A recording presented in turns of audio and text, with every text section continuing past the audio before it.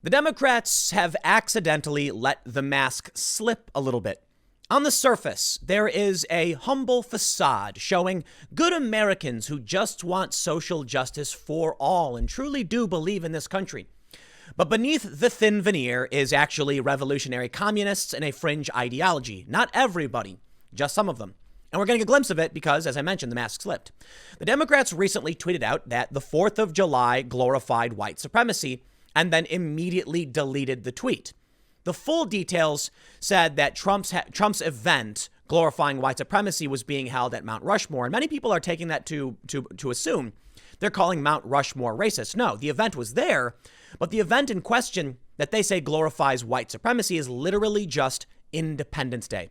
You see, Donald Trump wanted to have a fireworks ceremony at Mount Rushmore for the 4th of July, and they said, well, that glorified white supremacy. You see, Project Veritas did an expose, and they showed us some of the staffers for Bernie Sanders. In one of the videos, one of these people is talking about how a lot of their beliefs are really fringe and crazy, and they can't scare people with this, right? That you basically got to guide people in with normal sounding things. Just good old apple pie in America, but for social justice, right? And then once you get them marching with you, you can start chanting crazy things, maybe lead them onto some private property, and then, maybe the conflict ensues from there. But I think what we're seeing with a lot of these politicians is either they wholeheartedly believe this fringe, zealous fanaticism, intersectionalism, or they're willing to just go along with it. In D.C., for instance, the mayor, Bowser, actually wrote on the street, on public streets, a political message. She promoted and joined the protesters and is now telling people not to celebrate the 4th of July. Come on. Now, that is mask full off. Americans should stay home on the 4th of July, but by all means, come out and protest for our non-theistic religion. Now, that's telling you right away. That's telling you straight to your face what they truly support and what they believe in. In my opinion, it's a big mistake. The tweet from the Democrats talking about Mount Rushmore on the 4th of July was deleted. Why? I think they realized that regular Americans find that crazy. So what do you think is going to happen now that you have, say, the mayor of D.C. saying you can go out and protest, but you can't celebrate the 4th of July? This is something I actually feared, and I tweeted about this. What happens when regular Americans are told they can't go out for burgers, brats, beers, and some fireworks on the 4th of July, one of the most important holidays for America, the birth of our nation? But they're told Black Lives Matter gets special access, special circumstances. We're being told that the second wave of COVID is coming. You can't go out for the 4th of July. We're told that Donald Trump is glorifying white supremacy by celebrating America. I don't think this will play well because I tell you what, I truly believe regular Americans, perhaps they call it the silent majority, but just regular Americans, many of them don't know or care about politics. Many of the people I speak with on a daily basis outside in the suburbs of the Philadelphia area, they don't know a whole lot about what's going on day to day, but they love the 4th of July. Whether they truly understand what it means, whether they truly care about the founding fathers, they like going out with their friends, firing up the grill, having a burger, and hanging out with the people they love and care about. Now, we're being told we can't do this in some circumstances. We're being told that it's racist if we do this, or at least if Trump does it. Yet the protests they want to have in no way spread COVID, and you shouldn't be allowed to engage in running your business. You get my point. This to me says, I have to imagine, right? This is good for Donald Trump. But hey, look, the polls are all saying that Trump's doing bad, that Biden's going to win. I can't imagine this. Maybe the polls are right. Maybe we truly have lost our sense of America. Maybe the sad reality is those that actually believe in this country and believe in its institutions and the Constitution have lost. Nancy Pelosi, for instance, literally got on bent knee for this non-theistic religion, intersectionalism. She's called for the removal of many statues, albeit Confederate ones, which aren't necessarily. I can agree with the removal of these statues if done properly and by vote, by the democratic process. But this is still part of a movement that seeks to remove monuments to abolitionists, to our founding fathers, who quite literally just the other day desecrated an image of our first president. If Donald Trump loses, or I should say, if the Democratic Party that is embracing this ideology wholeheartedly wins, it says to me that the people who really believe in this country are gone. Maybe this the true love for this country doesn't really exist anymore. If the polls are saying what they're saying, and if Donald Trump really is expected to lose, people are supporting all of this, then either they don't care, they don't know, or they really just don't like what America is. Let's read the story and see what's going on with this tweet about Mount Rushmore. And I want to explain to you exactly what my position is. But I do think it's hard to know what's going to happen come November. Will Trump win? Will he lose? We'll see. But I got a bunch of stories for you I want to break down. The Democrats are wholeheartedly embracing this fringe fanaticism. And I think the mask has slipped with this tweet. Now, before we get started, head over to timcast.com/donate if you'd like to support my work. There's many ways you can give. And I got to be honest, the censorship is escalating. They're going to start deleting everybody. And they did the other day with thousands of Reddit channels, several YouTubers banned. Now, you can argue that these channels are more fringe, whatever. The point is, the cliffs are eroding. And eventually, where we stand will become the edge of that cliff, and we too will fall off of it. If you want to support my work in the event that I get purged, then you can go to timcast.com/donate. There's a P.O. box where you can send me stuff if you so desire. But let's get back to the news. If you just want to watch it or listen, subscribe, hit the like button, notification bell. Let's read the story. Fox News says Democrats tweet, then delete post linking Trump's Mount Rushmore event to glorifying white supremacy. Native Americans say president disrespects them time and time again. They say Trump is set to attend a fireworks display at the iconic landmark that honors George Washington, Thomas Jefferson, Theodore Roosevelt, and Abraham Lincoln. But a tweet from the Democrats' official Twitter page took issue with the president for holding an event there and shared a link to an article published by The Guardian last week about the criticism he has received from the Native American community. Here's the actual tweet. Trump has disrespected Native communities time and again. He's attempted to limit their voting rights and blocked critical pandemic relief. Now he's holding a rally glorifying white supremacy at Mount Rushmore, a region once sacred to tribal communities. Now, many people are taking this to say that they're considering Mount Rushmore to be a white supremacy symbol of something like that. No. You need to reread this. He's holding a rally glorifying white supremacy, full stop. The event, the rally could take place anywhere at Mount Rushmore. Mount Rushmore is incidental. Of course, they are still besmirching Mount Rushmore, but understand the event is a 4th of July celebration, the birth of this country, Independence Day, when the United States declared independence from Britain. Now, I know a lot of people say it was actually signed on July 2nd, but okay, whatever. The 4th of July is our holiday, okay? Get your Ask Historians out of here. I'm not going to pretend like I know all the answers. But it's our holiday, right? That's what Trump is doing. He's not going there to glorify anything, but you need to understand how this non-theistic religion called intersectionalism works. They believe anything that arose out of European colonialism is itself white supremacy. They quite literally believe the entire country of America is white supremacy itself, and that no institutions, no reforms, no constitutional amendments will ever change that, because the Constitution and the system of amendments itself is a structure of white supremacy. Therefore, celebrating the birth of America celebrates colonialism and white supremacy as they describe it. In reality, this country is a melting pot.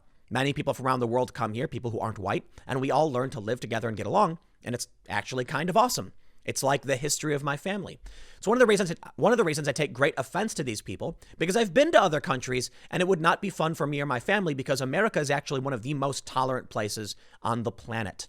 And they're criticizing the birth of this nation, which allows my family to exist. That's shocking and scary to me. Think about what this means, though. The people who run the Democrat social media really do believe this. So can we say the entirety of the Democratic Party has adopted this fringe religion? Not necessarily, but we can say that enough of them, particularly the younger people, probably the people who run social media, absolutely have. And at the highest levels, they're at least willing to bend the knee, literally bend the knee. Let's move on from this story, though. Here's what I want to show you. First, Mayor Muriel Bowser joins protesters. We all should be watching what's happening in Washington, D.C. This, in my opinion, is the perfect example of this ideology, their worldview in practice. Now, it's one thing for them to tweet and then be like, oops, and take it down. That says to me they realize most Americans don't agree with them and they might lose votes. But we can see what the mayor is saying, right? She's saying go out and protest, and she actually joined the protesters on the ground. However, she's also saying that you should not go out for the 4th of July. D.C. Mayor Bowser urges district residents to celebrate 4th of July at home. Now, how can that be? How can you choose one event over another? How could you claim one is safe and one is not? Because she wholeheartedly supports intersectionalism. It's non-theistic religion. They have all the markings of religion. And she does not support these United States. This to me is crazy. I mean, an American politician saying don't celebrate the 4th of July, it's too dangerous, but by all means go protest for an ideology. That to me is, well, it shows you exactly what these people are all about. It shows you that Nancy Pelosi and Chuck Schumer and the other Democrats will literally get on bent knee to these people. There's a viral video of a police officer. He's a black man. And he says that the protesters ask him to kneel. They say, kneel with us. And he says, I don't kneel for anybody. The only person I will kneel for is God. It's an interesting idea. Many people of varying religions agree. They will only kneel before God. Well, intersectionalism is a non-theistic religion. So the easy way to explain it is like, Buddhism, for instance, doesn't have a god as far as I understand it. They have all of the markings of religion. They have essentially priests and preachers. They have original sin even. They call it privilege.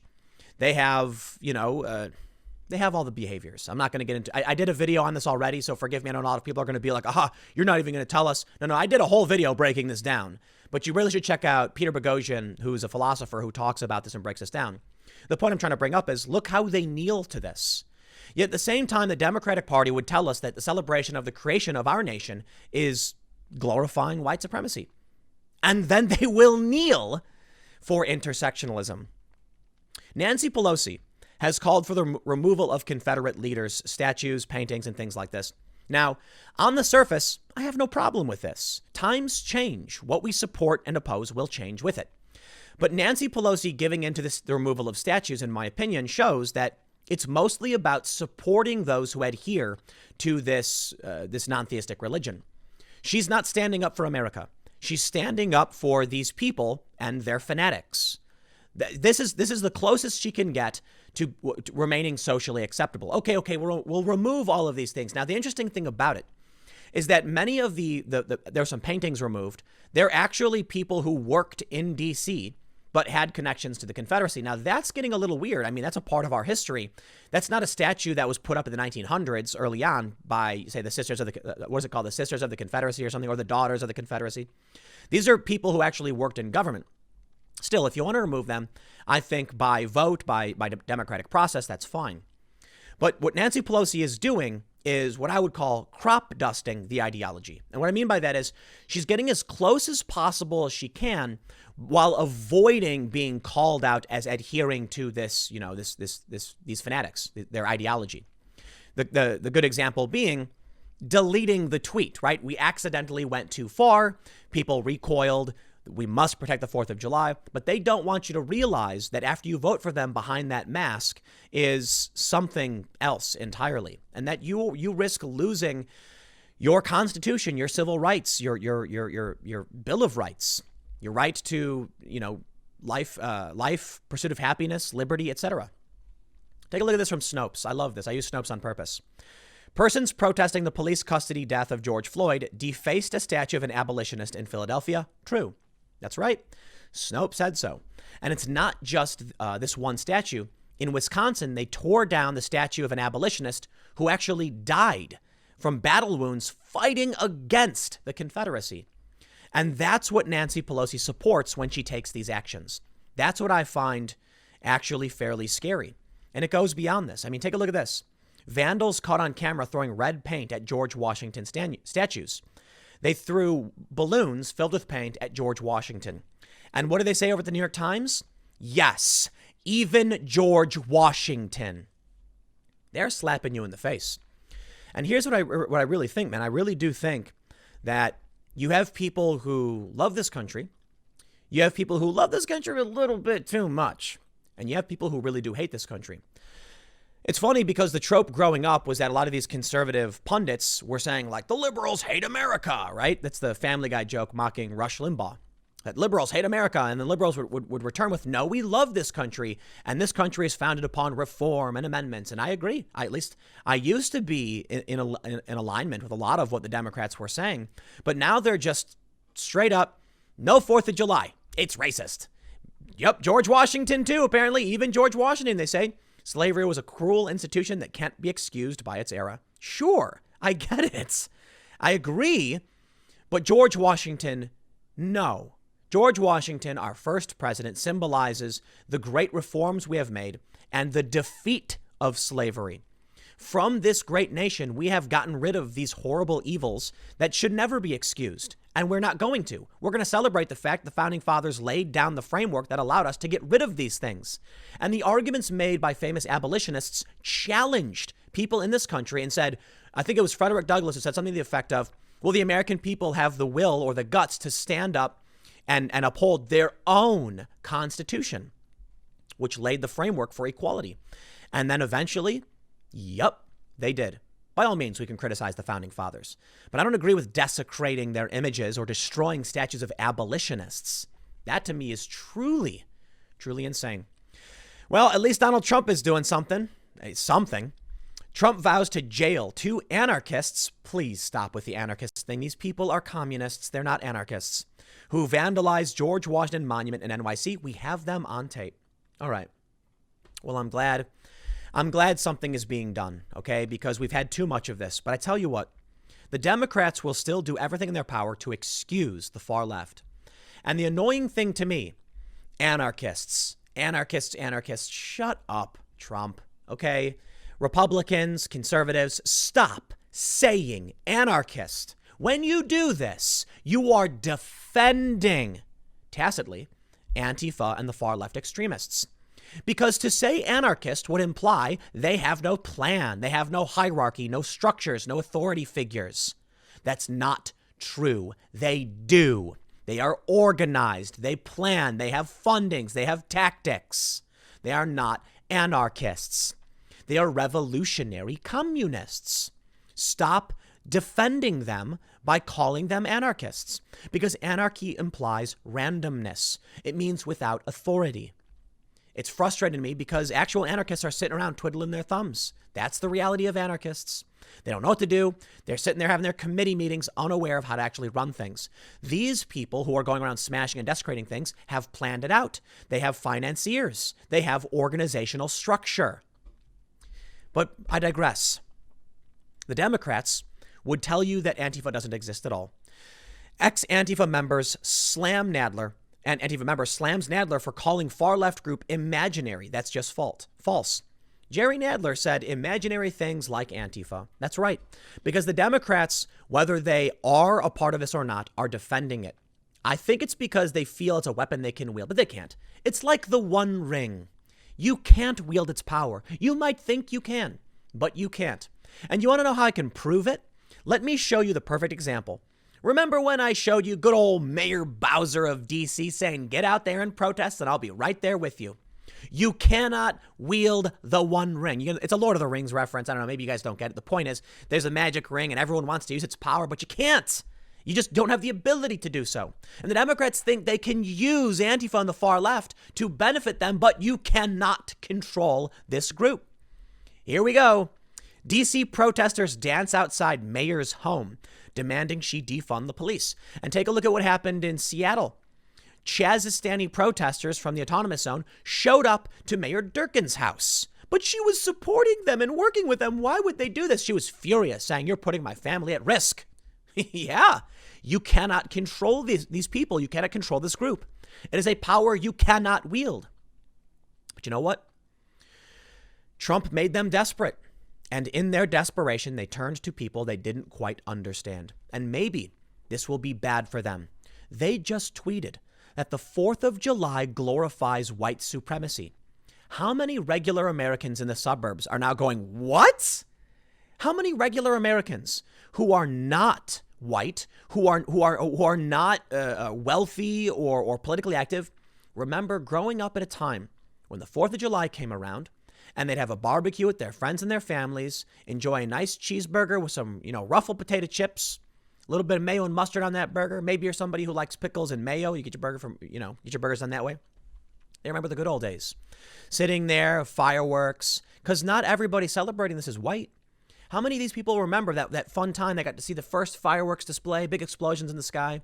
They got to go out to the lake, maybe in Chicago, one of the most racially diverse cities in this country. And I think it may be the most. And they got to go to the lake and fireworks were being let off. Boom, boom, over the water. And they had a good time with their friends and their families. They cracked jokes, had a beer. It was fun. How many people remember that? And now they're being told it's all about white supremacy. And they're going, what? How many people are like, man, I met my wife there, or that was the last time I hung out with my grandpa before he passed. How many good memories from that time we all got together on the 4th of July to light sparklers and celebrate the birth of a nation that, although imperfect, eventually came to give people civil rights, and to this day still expands those rights, with the Supreme Court recently ruling that LGBTQ peoples were protected from employment discrimination. To this day, all of the evils they claim about this country, and we are still granting more and more civil rights and protecting people. It seems they want to tear it all down. How many people remember all those good things and remember all these good things, and even to this day see these good things, are now being spat on by the Democrats who would imply they're racist for doing so? I can only imagine in the long run, it works out with helping Donald Trump. But I tell you what, if you turn to the media, they'll tell you otherwise. So I got to be honest. I'm not convinced Trump's going to win. I've been leaning towards him on a track to lose for several reasons. One of which, I don't know if you saw my video from the other day, but I actually got a mail-in ballot to my house, totally insecure, from somebody who my understanding is did not request it, doesn't even live here. Why is there a mail? It's sitting right in front of me, actually. I can't show it because I don't want to dox the individual. Their name's on it. But I posted the image on Twitter. You can see it. It's real. Official mail-in ballot, it says. Why would this be sent to me? I don't know. But with this level of insecurity, I think there's going to be a lot of cheaters, and they're going to try and cheat. I don't know what to tell you. Over at 538, they say, do you buy that? Trump should be worried about recent polls. He's down in Michigan, Wisconsin, Pennsylvania, and Florida by, in Michigan and Wisconsin, double digits. Joe Biden is going to win. Look at this. Why Biden's polling lead is different from Clinton's in 2016. Why that's right. They say that even though the polls greatly favored Hillary Clinton, it's different this time. I got bad news for you, Trump supporters. That may be true. They've corrected a lot of the mistakes in their polls. Yup. And the polling difference today is very different from where it was with Hillary Clinton. You've got a pandemic, you've got riots, and maybe people don't really think Trump's the guy to do it. Now, why would they think it was Joe Biden? I don't think so. I don't think any of them think it'll be Joe Biden. But let me warn you all. While Joe Biden hides in his basement, he hasn't yet picked a VP. What if Joe Biden picks someone to be his vice president who actually does instill confidence in people that he can solve these problems? Donald Trump may actually lose. I'm worried the Democrats have tried to wield the power of the far left, and what's really going to happen is it's going to blow up in their faces. Think about it this way. The Democrats have brought on and entertained the fringe far left to such a degree that their party is being split in half. What happens if come election day, the results come in, Donald Trump, 271 electoral votes, if it's possible, I don't know. He doesn't quite get, he just barely gets enough. And they say, well, 270 to win, right? Trump, he's going to win. And why does Biden lose? Well, with around 204 or so electoral votes, what's this? A progressive third party that hated Biden and was propped up by the establishment swoops in and grabs a substantial number of electoral votes, splitting the Democratic Party in half and giving Trump a minority victory. Not only would he have just barely enough electoral votes, but maybe he has 35% of the popular vote. Unfortunately, by splitting the votes among the far left and the mainstream Democratic Party, Biden, Trump is the plurality, and he wins. I'm not saying I know for sure what's going to happen, but I can tell you a lot of things can happen that you would not expect. Stop saying it can't happen here, because who knows? For all we know, Trump wins 538. Boom, biggest win ever. Maybe he loses and Biden wins. You have no idea. I think there's a lot of reasons to believe that Trump is going to win. But I believe based on how the media is going after him and the lies and the smears, there's a good chance Trump could lose. We won't necessarily know for sure. But Biden tells donors, I'm going to get rid of most of Trump's tax cuts, and a lot of you may not like that. All right, man. I don't know how this is a winning platform. Read my lips. New taxes. What is that? Wow. You know, they criticize Trump. They say Trump is running on the culture war platform and he'll never win. It's a bad strategy. Well, Joe Biden's hiding in a basement and he's running on the I'm going to tax you more platform. I'll tell you what, I got no idea what to expect. But I'll tell you this. I am deeply offended when they insult the 4th of July because of what it means to my family. My family who fled to this country at a time when there were no guarantees of civil rights for minorities and for mixed race people. That's right. My ancestors, my grandmother and her family came to this country at a time when they didn't even have the Civil Rights Act. Can you believe it? That's amazing. It wasn't until 1964 and 3 years later for the Loving v. Virginia ruling. How amazing is it that America was so great that even before civil rights legislation, my minority family wanted to be here and they came. And then from fighting for their rights, it was granted to them. Man, I love this country. And I'm really excited for the 4th of July. And I'm going to have a good time hanging out with my friends and the people I care about. And we're going to have we're going to have beers, burgers, brats, all that stuff. To be honest, I don't eat burgers and I don't drink beer. So maybe some chicken and fish. I'll have some pulled barbecue chicken. That sounds pretty good. And we're going to sit back and there's going to be fireworks all over the place. And we're going to have a good time.